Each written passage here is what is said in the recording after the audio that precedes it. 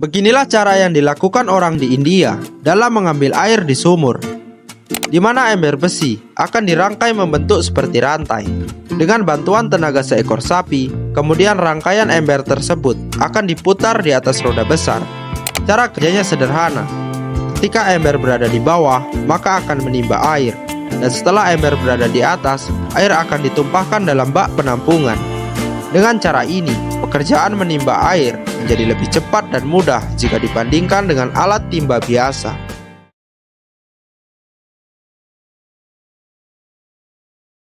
Ini dia alat canggih yang digunakan untuk menyirami tanaman. Alat ini bisa menyirami tanaman hingga jarak yang jauh, teman-teman. Alat ini cocok untuk menyirami kebun, ladang, pepohonan, dan bisa juga untuk mengurangi debu.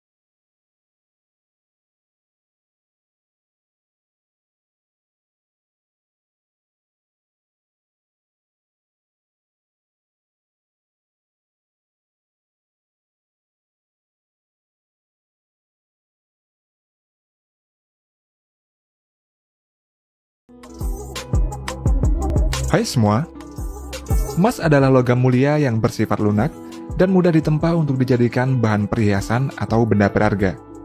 Selain itu, emas juga banyak dijadikan sebagai alat investasi, yang mana emas ini akan dibentuk menjadi batangan ataupun koin.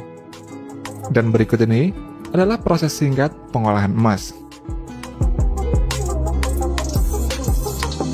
Emas dapat diperoleh dengan cara menambang, dan untuk menambang emas ada dua cara, yakni menambang emas dengan cara konvensional dan cara modern. Untuk cara modern, setelah proses eksplorasi, para ahli geologi akan meneliti beberapa area yang diduga memiliki banyak kandungan emas. Setelah itu, lokasi yang diperkirakan mengandung emas akan diambil sampelnya. Dari sampel tersebut, akan dibuat model 3D agar dapat dilihat kandungan tanah mana saja yang mengandung banyak emas. Proses berikutnya adalah penggalian dan peledakan. Nantinya alat berat akan mengambil bebatuan hasil ledakan atau yang disebut dengan ore ini untuk dimasukkan ke dalam dump truck. Ore tersebut kemudian dianalisa pada laboratorium khusus untuk mengetahui tingkat kandungan emas, dan nantinya ore ini akan dibedakan menjadi dua, yaitu high grade ore dan low grade ore. Pada high grade ore, memiliki partikel emas lebih banyak dibandingkan dengan low grade ore. Dan grade pada ore ini juga menentukan bagaimana ore tersebut akan diproses. Sedangkan bebatuan yang tidak mengandung emas disebut dengan waste rock atau batuan limbah, dan batuan limbah ini akan dibawa ke tempat khusus di pertambangan. Untuk low grade ore akan dibawa ke leach pad, sedangkan untuk high grade ore akan dibawa ke pabrik pengolahan emas. Leach pad merupakan sebuah tempat pengolahan biji emas untuk low grade ore. Ore tersebut kemudian nantinya akan disemprot dengan senyawa sianida untuk memisahkan emas dari batuan lainnya. Cairan emas yang dihasilkan dari penyemprotan sianida tersebut kemudian akan dikumpulkan pada reservoir, lalu dipompa menuju tangki-tangki yang mengandung partikel karbon. Cairan emas itu kemudian akan menempel pada partikel karbon tersebut, lalu diproses lagi menggunakan stripping proses, yaitu proses pemisahan yang nantinya akan menghasilkan senyawa emas yang kemudian menuju proses selanjutnya lagi. Sedangkan untuk high grade ore akan dibawa menuju pabrik pengolahan emas. High grade ore akan dimasukkan ke mesin penggilingan sehingga akan menjadi fine sand atau ore berbentuk butiran halus, dan nantinya akan menuju ke proses terakhir, yakni proses memisahkan emas dari pasir.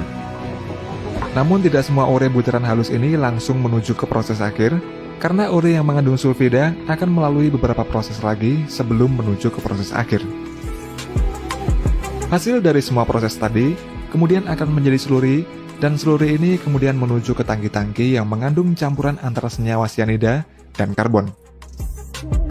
Partikel-partikel emas pada slurry tersebut nantinya akan menempel pada karbon, dan kemudian karbon-karbon yang mengandung emas ini dibawa menuju ke stripping proses.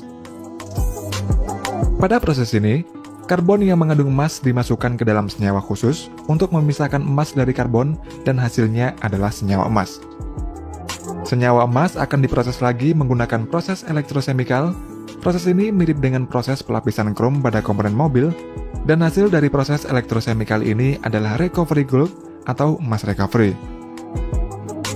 Untuk selanjutnya, recovery gold ini dilelehkan pada furnace pada suhu 2100 derajat Celcius. Kemudian dituang ke cetakan yang nantinya akan menjadi emas bentuk batangan atau disebut juga dengan dorbar.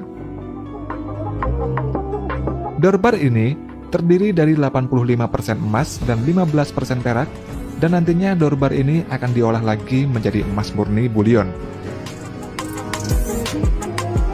Bullion merupakan istilah umum untuk menyebut emas atau perak murni dengan kemurnian minimal 99,5% dan berwujud batangan ataupun koin untuk dijadikan aset investasi.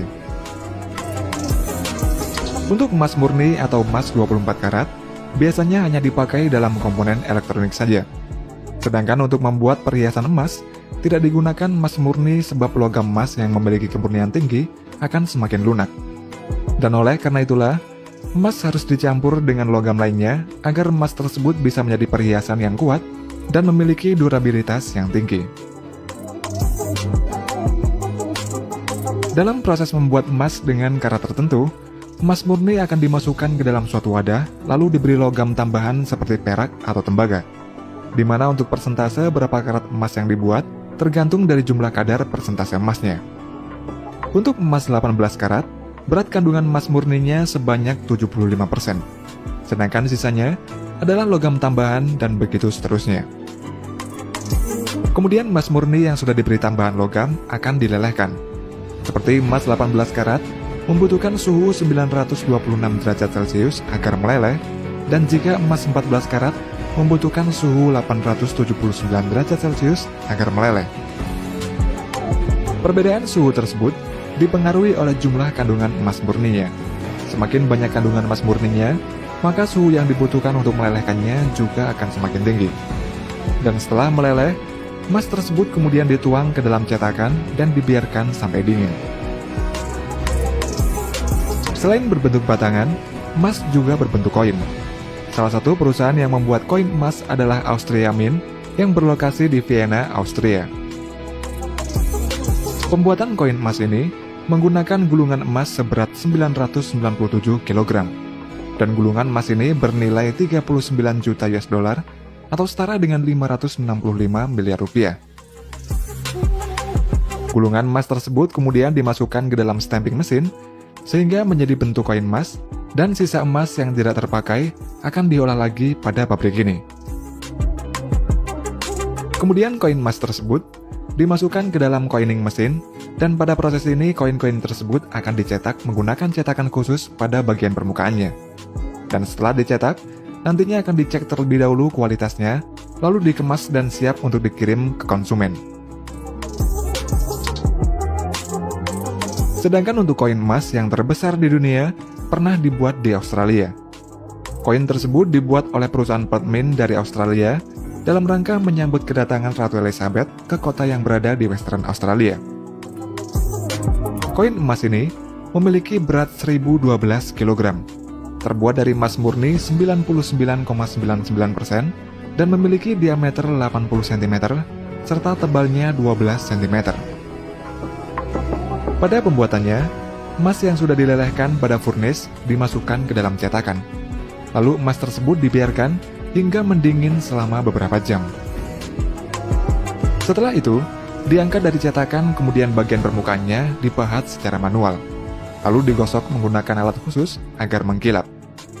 Untuk nilai koin emas yang terbesar di dunia ini ditaksir mencapai 53,5 juta US dollar atau setara dengan 775 miliar rupiah, dan membutuhkan waktu sebulan untuk membuatnya.